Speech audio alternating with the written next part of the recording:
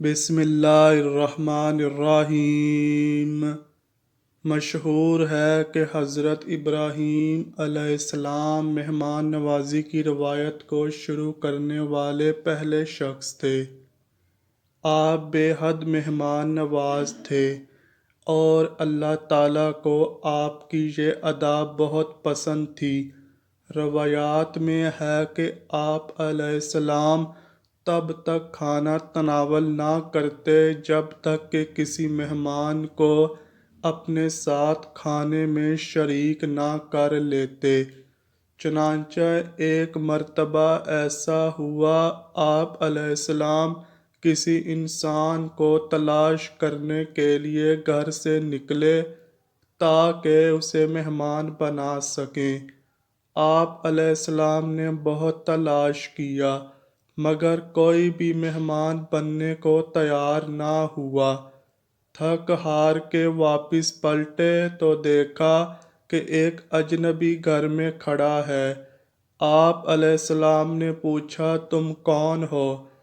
اجنبی نے کہا، میں ملک الموت ہوں اور مجھے رب العالمین نے ایک بندہ کی طرف بھیجا ہے تاکہ اسے خوشخبری سناؤں کہ اللہ تعالیٰ نے اسے اپنا خلیل بنا لیا ہے۔ آپ علیہ السلام نے پوچھا، وہ کون خوش نصیب ہے؟ اگر مجھے پتہ چل جائے تو تا دم آخر اس کا ہمسایہ بنا رہوں۔ ملک الموت نے کہا، وہ خوش قسمت تو آپ ہی ہیں، اور یہ اس وجہ سے ہے کہ بلا امتیاز و تفریق آپ کی عطاؤں کے دروازے لوگوں کے لیے کھلے ہیں۔ اللہ تعالیٰ کو آپ کی یہ ادا بہت پسند تھی۔ آپ اس کی مخلوق پر بے حد رحم دل تھے۔ آپ علیہ السلام کا شمار 5 اولو العزم انبیاء میں ہوتا ہے۔ اللہ پاک نے قرآن پاک میں 35 مقامات پر حضرت ابراہیم علیہ السلام کا ذکر خیر فرمایا۔ آپ علیہ السلام نے 33 برس کی عمر میں حضرت سارہ سے نکاح کیا اور حران مصر کی طرف ہجرت کرنے کے بعد فلسطین اور ایلیا کے درمیانی علاقے سبا میں سکونت اختیار کر لی۔ وہاں آپ علیہ السلام نے ایک کنواں کھودا اور مسجد بنائی۔ لوگوں کے بے جا ستانے اور اذیتیں پہنچانے کی وجہ سے آپ نے وہاں سے بھی ہجرت فرمائی اور رملہ اور ایلیا کے درمیانی علاقے میں سکونت اختیار کی۔ وہاں بھی آپ نے ایک کنواں کھودا۔ کتب تواریخ میں آپ علیہ السلام کے بے شمار فضائل بیان ہوئے ہیں۔ الغرض آپ علیہ السلام سب سے پہلے تھے جنہوں نے ختنہ کیا، مہمان نوازی کی روایت کو قائم کیا، ثرید بنایا، باقاعدہ شلوار پہنی، اور آپ علیہ السلام ہی پہلے شخص ہیں جنہوں نے بڑھاپا دیکھا۔ آپ علیہ السلام نے حضرت سارہ علیہ السلام کی وفات کے بعد 2 عرب عورتوں سے نکاح کیا۔ ایک کا نام کنتورہ تھا اور اس سے آپ علیہ السلام کے 6 لڑکے پیدا ہوئے، اور دوسری کا نام حجور بنت ارحیر تھا اور اس کے بطن سے 5 لڑکے پیدا ہوئے۔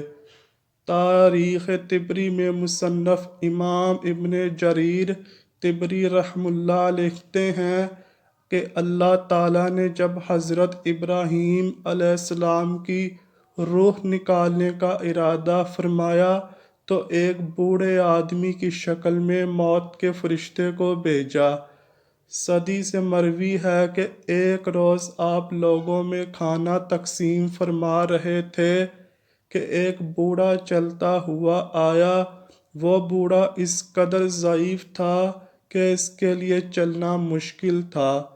آپ علیہ السلام کی نظر اس پر پڑی تو از راہ ہمدردی اس کی طرف گدھا بھیجا تاکہ وہ اس پر سوار ہو کر آ جائے۔ بوڑھا آپ کے پاس پہنچا تو آپ نے اس کے سامنے کھانا پیش کیا، مگر یہاں ایک عجیب واقعہ رونما ہوا۔